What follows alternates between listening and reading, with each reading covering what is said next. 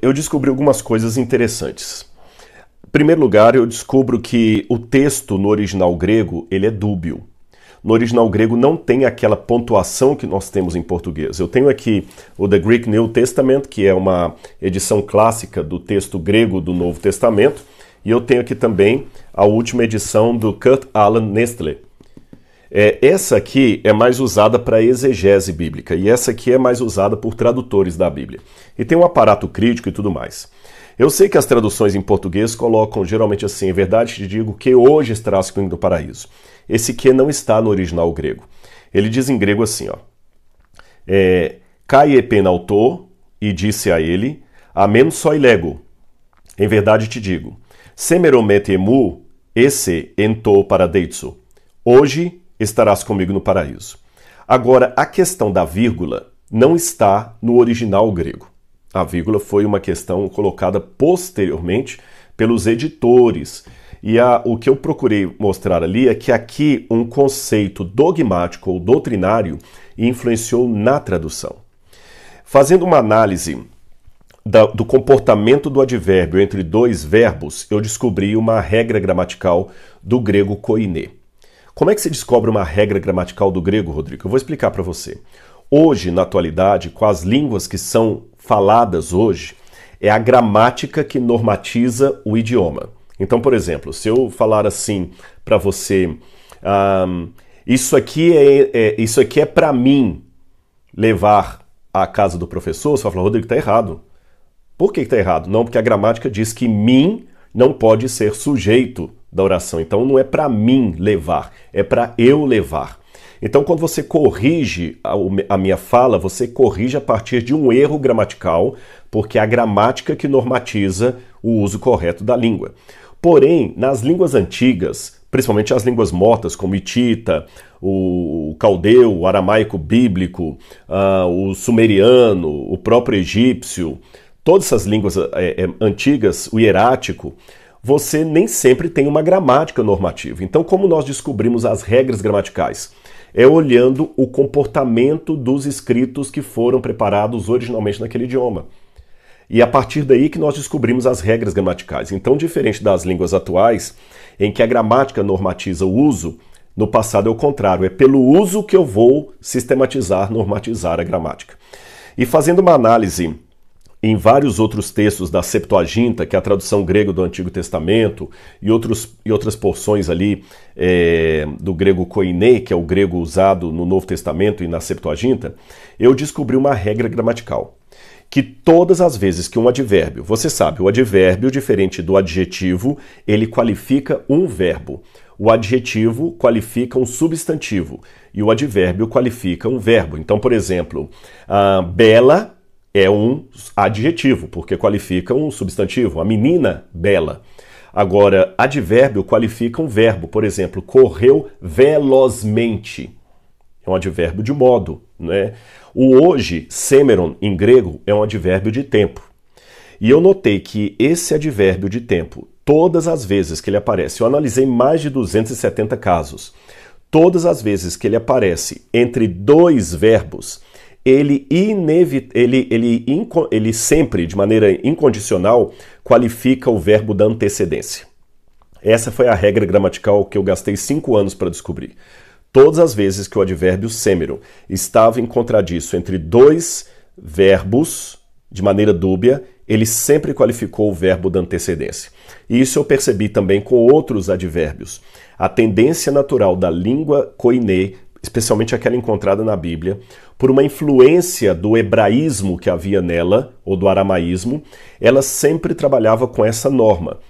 Um advérbio de tempo colocado entre dois verbos qualifica invariavelmente o verbo da antecedência.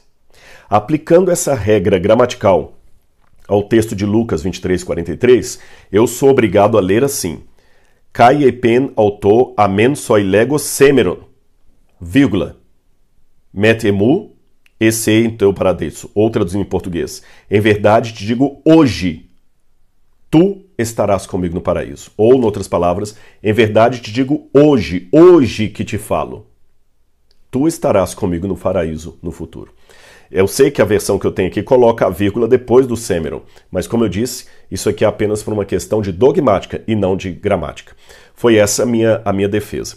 Eu também descobri nos manuscritos bíblicos, por exemplo, não vai dar para vocês verem, porque evidentemente que aqui está muito pequeno, mas nesse manuscrito do quarto século aqui, que é o Codex Vaticano, que o original está na Biblioteca do Vaticano, eu noto que depois da palavra semeron, aparece bem aqui um pontinho que a gente chama em grego de hipóstigma. O que é um hipóstigma? Hipóstigma é uma breve pausa. Uma breve pausa, tá certo? Então, isso me leva a crer que o autor, aquele copista que copiou esse manuscrito no quarto século, leu como eu estou propondo. Em verdade, te digo hoje eu te digo, tu estarás comigo no paraíso. Tá certo?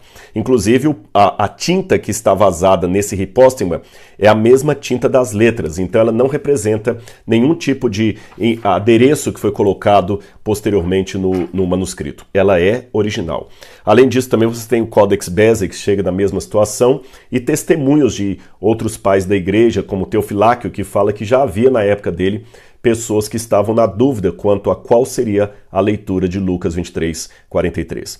Eu sei que para muita gente pode parecer redundante dizer, te digo hoje, mas assim não é na língua hebraica ou aramaica, que está como substrato da língua koiné usada na Bíblia. Deus fala muitas vezes para Israel, o mandamento que hoje te ordeno, né? E assim por diante. Bom, a banca argumentei isso no dia da defesa e me chamou a atenção que naquele dia o cônego Celso Pedro, que era o meu orientador, ele falou o seguinte, pessoal, quando o Rodrigo começou essa tese, ele historiou rapidamente o problema que eu tive lá com os jesuítas, ele falou, quando o Rodrigo começou essa tese, eu falei, Rodrigo, você já teve problema, você vai insistir nesse assunto? Eu disse, vou. E ele continuou dizendo, o Rodrigo gastou 5 anos para fazer essa tese. 2 anos apenas para me convencer, mas hoje essa tese também é minha. Ele disse isso e eu quase chorei na hora. Bom, depois eu publiquei uma versão simplificada dela, mas é edição única, bem caseira, que foi feita aqui mesmo na União, e a Edições Paulinas também publicou na Revista de Cultura Teológica um resumo também da tese aqui na Edições Paulinas. E o diploma foi dado, né? A Faculdade de Teologia Nossa Senhora da Assunção, reconhecida pela Sé através da Congregação para a Educação Católica, no dia 20 de setembro de 1949, usando seus direitos de conferir graus acadêmicos e tendo sido observados todos os requisitos estatutários, em nome do Papa João Paulo II e do cardeal arcebispo Dom Cláudio Hilmes, confere a Rodrigo Pereira da Silva o título de doutor em Teologia Dogmática com concentração em estudos bíblicos, para a honra e glória de Deus. Tá bem? Então, quando o pessoal fala assim, por que um adventista foi estudar lá? Gente, olha a oportunidade de testemunhar, né? Foi uma banca católica que aceitou a versão que eu estou apresentando aqui. Não foram pessoas que comungavam da mesma fé que eu, né? E foi bom também porque eu vi que existe vida espiritual de verdade fora do ambiente onde eu acredito. E percebi que tem espírito de santo e espírito de porco em todos os lados, porque eu tive muito fogo amigo de pessoas que não entenderam o que eu fui fazer lá e começaram a escrever bobagens na internet, sem saber a luta que eu passei para estudar e para chegar até aqui.